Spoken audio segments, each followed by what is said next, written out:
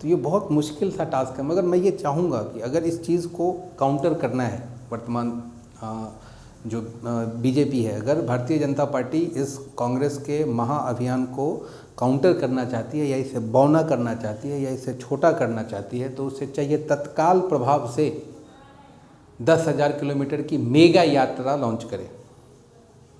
अब मुझे यकीन है कि अगर यह यात्रा लॉन्च हो गया तो 3,000 किलोमीटर का क्या औकात है। और इससे जनता को ये फ़ायदा होगा कि वो जो साहिब मसनद हैं, जो एकदम फलक पे दिखाई देते हैं, वो उनके गलियों से कभी टहलते हुए दिख जाएं हुजूर। तो इसका तो मैं समझता हूँ कि इसका सॉल्यूशन यही हो सकता है और ये करना भी चाहिए। और मैं ये चाहता हूँ कि बीजेपी के जो बढ़त है वो बनी रहे, वो बढ़त घटे नहीं। तो इसके लिए उन्हें 10,000 किलोमीटर की मेगा यात्रा जो है लॉन्च करनी चाहिए। भारत जोड़ो इनको बनाना चाहिए। भारत को जोड़ दिया है, अब बनाएंगे और बना करके तुम्हारे घर के पास से गुजरेंगे। कमाल का हो जाएगा। धन्यवाद।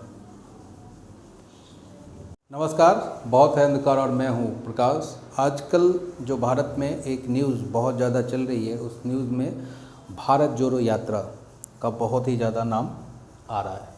अच्छा, इस यात्रा को जो लीड कर रहे हैं वो राहुल गांधी हैं।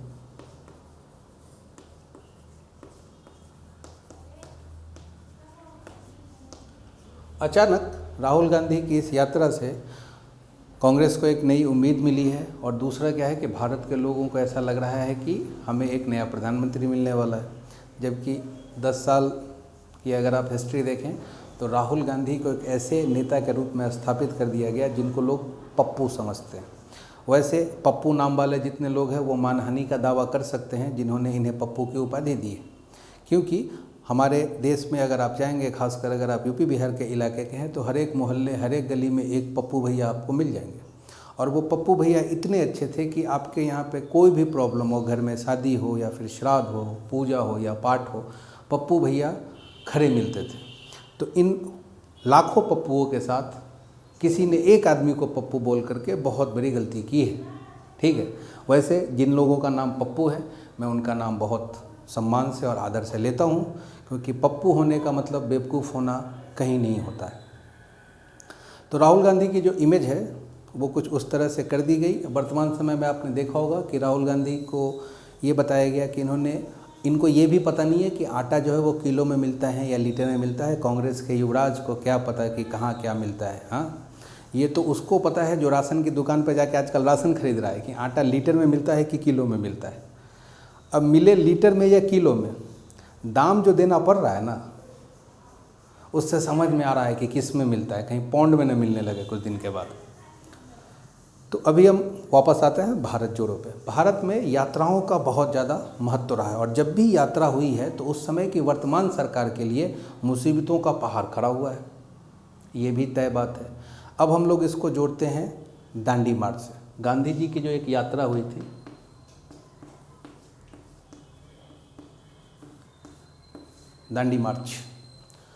दांडी मार्च जो था उस समय के ब्रिटिश गवर्नमेंट के लिए बहुत बड़ा सरदर्द बन गई थी। ठीक है, और इस यात्रा ने भारत का भविष्य बदला। गांधी जी जिसके लीडर थे। दूसरी यात्रा भारत में हुई जिसने वर्तमान समय के जो पार्टी है, जो आज के टाइम पर रूलिंग है, भारतीय जनता पार्टी, जिसको खड़ा किया, वो थी मिस्टर आडवाणी की रथ यात्रा।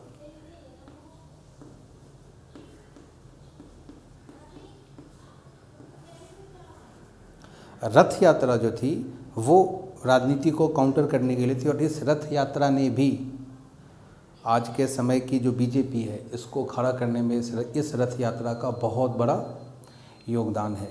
और अभी तीसरी यात्रा जो है वो भारत जोड़ो वाली चल रही है।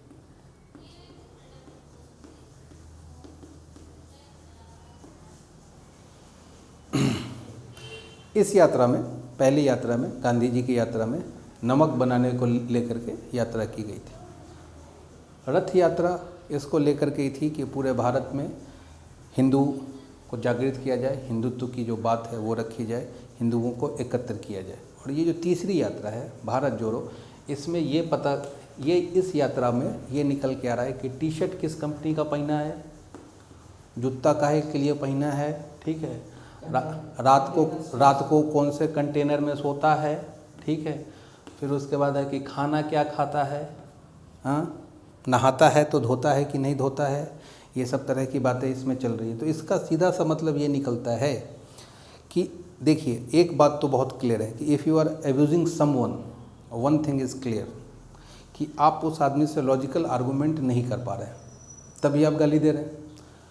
इस बात को हमेशा ध्यान रखिए कि अगर किसी व्यक्ति विशेष पे पर्सनल कटाक्ष होने लगे तो जो लोग हैं, जनता हैं, उनको अपने कान खड़े करने चाहिए कि अगर आप पर्सनल कटाक्ष कर रहे हैं इसका मतलब यह है कि आपके पास कोई लॉजिकल आर्गूमेंट नहीं है, तभी आप उस व्यक्ति पे पर्सनल टीका टिप्पणी कर रहे हैं। और भारत के राजनीति में आज के समय का जो इंटरटेनमेंट है वो यही है कि आप किसी व्यक्ति पे पर्सनल कटाक्ष करें। बात मुद्दों पे होनी चाहिए, ठीक है। अब वो बुरी बात है कि हमारे यहाँ पे आज भी आज़ादी के 75 साल के बाद भी, अमृत काल में भी हमारे यहाँ के जो टॉप के जो सेवक हैं वो कपड़ा जो है वो देश का पहनना पसंद नहीं करते थे। गांधी जी विदेश से आए थे, सूट बूट वाले आदमी थे, और उनको ये समझ में आ गया कि जब तक ये अंग्रेजियत में ओढ़ के रहूँगा तब तक तो आज़ादी की लड़ाई में लड़ नहीं सकता हूँ, तो गुलामी की जो पहली चीज़ है इसको हटाओ, और वो फ़कीर बन गए। पूरी ज़िंदगी उसके बाद आधी धोती में ही निकाला, जो अपने देश का बना हुआ था। आज हमारा देश आज़ाद हुआ, आज़ादी को लेकर के इतनी सारी बातें होती हैं, अमृत काल में हम जी रहे हैं, फिर भी जो हमारे लीडर हैं वो किसी भी पार्टी को, उसमें मैं किसी पार्टी की बात नहीं कर रहा हूँ, किसी भी पार्टी को, उनके जो ब्रांड हैं, जिनकी चीज़ें उन्हें पसंद आती हैं, वो सारी विदेशी ब्रांड हैं। और कमाल की बात यह है कि उन्हीं को पहन करके स्टेज पे खड़ा होकर के वो देश को नंबर 1 बनाने की बात कर रहे होते हैं। ये आपको ऐसा नहीं लग रहा है कि कुछ अजीब टाइप का है? विदेशी ब्रांड का कपड़ा पहन करके, सारी चीज़ें लेकर के, चश्मा पेन सब लेकर के देश को नंबर 1 बनाने की बात कर रहे होते हैं। मगर ये जो तर्क है ना, ये बहुत सतही तर्क है। इसका मैं समझता हूँ कि बहुत ज़्यादा इस तर्क को लेकर के आपको खुश होने की ज़रूरत नहीं है। ये तर्क बहुत सतही लेवल का है। नो डाउट उनके ब्रांड अच्छे हैं, चीज़ें अच्छी हैं, हमें भी वहाँ तक पहुँचना चाहिए। और अगर आप किसी देश के बड़े लीडर हैं तो स्वाभाविक सी बात है कि आपकी लाइफ स्टाइल में वो चीज़ें शामिल होंगी ही होंगी। नेता चाहे कोई भी हो, गरीब हो या फिर अमीर हो, वो जिस तरह का खाना संसद में खाते हैं, अगर आप जाएं और संसद में वो खाना देखें तो आपकी आंखें फटी की फटी रह जाएंगी। और सारे लोग खाते हैं, ऐसा नहीं है कि कोई एक आदमी खा रहा है तो उस पर भी राजनीति करना कि इनको सूखी रोटी दो, प्याज दो, ऐसा दो, ये गलत बात है। एक जगह है, उसकी अपनी एक मर्यादा है, उसके हिसाब से चीज़ें होनी चाहिए। मगर जो लोग जिस भी बैकग्राउंड से पहुँचे हैं, जब वो वहाँ पहुँचते हैं तो वहाँ जब वो खाना खाते हैं तो क्या उन्हें वो खाना खाते हुए इस बात का ध्यान आता है कि मैं जहाँ से निकल के आया हूँ, आज मेरे आजू बाजू के जो लोग होंगे वो इस तरह का खाना पूरी ज़िंदगी में उनको नसीब नहीं होगा। अगर वो ऐसा सोच पाते हैं या फिर वो ऐसा सोचते हैं तो देश में गरीबों के लिए काम करेंगे, ये करना चाहिए। तो भारत जोड़ो यात्रा जो है, इसका क्या होगा नहीं होगा ये तो भविष्य तय करेगा। मगर एक बात ज़रूर तय है कि भारत में एक नई तरह की ऊर्जा का, एक नई तरह की राजनीति का आगमन हो गया है। याद करिए आप जेपी का आंदोलन। आज भारत में जितने भी जो नेता हैं जो कांग्रेस से अलग हैं, वो कहीं ना कहीं जेपी आंदोलन की उपज हो, चाहे वो नीतीश कुमार हो, लालू प्रसाद यादव हो, मुलायम सिंह हो, जो भी नेता हैं वो जेपी आंदोलन के नेता हैं। ये अलग बात है कि ये सारे के सारे समाजवादी नेता थे, मगर नीतीश कुमार को देखिए, जब मन करता है लोग नौकरी मांगने जाता है, पिटवा देता है। अब विचारधारा तो समाजवादी थी, ठीक है, मगर लाठी चलवाने में उनको भी प्रॉब्लम नहीं होता। इसका क्या मतलब है कि हमें बहुत कुछ सीखना है। तो भारत जोड़ो यात्रा जो है, इसमें एक बात तो तय है कि इससे भारत की राजनीति में कुछ नए पन्ने तो जुड़ेंगे ही जुड़ेंगे। इसकी तो आप गारंटी लीजिए कि ये यात्रा कुछ ना कुछ आपको देने वाला है। क्या देगा वो मुझे नहीं पता, क्या देगा शायद आपको पता हो तो आप हमें बताएं। मगर भारत जोड़ो से एक नई ऊर्जा का संचार जरूर होगा, क्योंकि भारत में अगर अभी आप देखें, ठीक है, तो बेरोज़गारी की दर सबसे ज़्यादा है। मतलब लोग जो हैं वो बेरोज़गार सबसे ज़्यादा हैं। और सबसे बड़ा सवाल ये है कि वर्तमान की जो सरकार है वो इस सरकार में आई ही इसलिए क्योंकि उन्होंने ये वादा किया था कि वो युवाओं को रोज़गार देंगे। अब जो युवा 2014 में 18 साल का था, क्योंकि 18 साल में आप वोटर बनते हैं, और 24 इस रेंज का जो आदमी होगा 2024 के इलेक्शन में, ये 18 साल वाला 28 का हो गया होगा और ये 34 का हो गया होगा। अच्छा, ये 34 का हो गया तो ये युवा तो रहा ही नहीं। हाँ, बहुत सारे लोग हैं, 34 बहुत सारी वैकेंसी है अब जिसमें कि वो फॉर्म भी फिल नहीं कर सकते हैं, तो ये तो एक्सपायर हो चुके हैं। ये जो 18 का था जो 28 का हुआ, ठीक है, अब इसके पास भी मौके बहुत कम हैं। तो एक बहुत बड़ा जो हुजूम है, जो बेरोज़गारों का हुजूम है, वो इस बात को लेकर के तो क्वेश्चन करेगा ही करेगा और इस बात को लेकर के अपनी चिंताएं जाहिर करेगा ही करेगा, क्योंकि बेरोज़गारी एक बहुत बड़ा मसला है। दूसरा जो एक मसला है वो है महंगाई। अब कारण बहुत सारे हो सकते हैं कि पूरी दुनिया में इन्फ्लेशन है, मुद्रास्फीति है, चीज़ें हैं, मगर जब आप वादा कर रहे थे तो उस समय आपको तो ये बातें नहीं पता थी कि मुद्रास्फीति आएगी, इन्फ्लेशन आएगा, महंगाई दर बढ़ जाएगी। तो उस समय तो वादा करने में सब एड़ी अलगा के जो है लोग बोल रहे थे कि हम आएंगे तो तुरंत वापस कर लेंगे। तो ये भी एक बहुत बड़ा मुद्दा है आज के डेट में। तो ये दो चीज़ें जो है ना, और तीसरा जो मुद्दा है सबसे बड़ा कि एजुकेशन सेक्टर जो है, अगर आप पिछले 2-3-4 साल में देखें तो एजुकेशन सेक्टर जो है ये सबसे ज़्यादा प्रभावित हुआ है। तो खैर अभी भारत में लोगों का ये सेक्टर पे कोई मूड है ही नहीं, सोचने का, बात ही नहीं करना है। तो मगर ये दो चीज़ें जो हैं वो भारत जोड़ो में कुछ ना कुछ तो असर करेंगी ही करेंगी। दूसरी बात ये है कि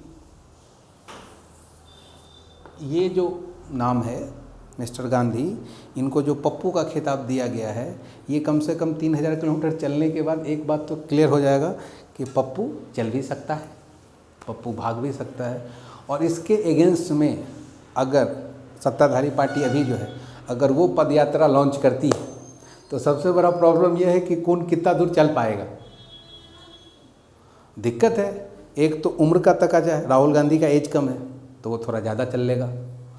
अब यहाँ जो महामहिम हैं, अगर इनको अगर यात्रा, अब ये सब कुछ बोल रहे हैं मगर ये आपने ये नहीं सुना होगा, बीजेपी का क्या है कि हर एक चीज़ के लिए काउंटर फायर उनका रेडी रहता है। सोशल मीडिया पे काउंटर फायर रेडी रहता है। जैसे कि आया टी शर्ट का मसला आया कि ये 40,000 का टी शर्ट पहन के चल रहे हैं, मगर वहाँ से ये काउंटर फायर नहीं आ रहा है कि हम इसके अगेंस्ट में 6000 किलोमीटर की यात्रा करेंगे लॉन्च, क्योंकि लोग ये बोल रहा है कि लॉन्च तो कर दोगे, चलेगा कौन चलेगा? दूसरे को चलाना बहुत आसान काम है और खुद को चलने के लिए तैयार करना अलग बात है। तो ये बहुत मुश्किल सा टास्क है। मगर मैं ये चाहूँगा कि अगर इस चीज़ को काउंटर करना है, वर्तमान जो बीजेपी है, अगर भारतीय जनता पार्टी इस कांग्रेस के महाअभियान को काउंटर करना चाहती है या इसे बौना करना चाहती है या इसे छोटा करना चाहती है, तो उसे चाहिए तत्काल प्रभाव से 10,000 किलोमीटर की मेगा यात्रा लॉन्च करे। अब मुझे यकीन है कि अगर यह यात्रा लॉन्च हो गया तो 3000 किलोमीटर का क्या औकात है। और इससे जनता को ये फ़ायदा होगा कि वो जो साहिबे मसनद हैं, जो एकदम फलक पे दिखाई देते हैं, वो उनके गलियों से कभी टहलते हुए दिख जाएं हुजूर। तो इसका तो मैं समझता हूँ कि इसका सॉल्यूशन यही हो सकता है और ये करना भी चाहिए। और मैं ये चाहता हूँ कि बीजेपी के जो बढ़त है वो बनी रहे, वो बढ़त घटे नहीं। तो इसके लिए उन्हें 10,000 किलोमीटर की मेगा यात्रा जो है लॉन्च करनी चाहिए। भारत जोड़ो इनको बनाना चाहिए। भारत को जोड़ दिया है, अब बनाएंगे और बना करके तुम्हारे घर के पास से गुजरेंगे। कमाल का हो जाएगा। धन्यवाद।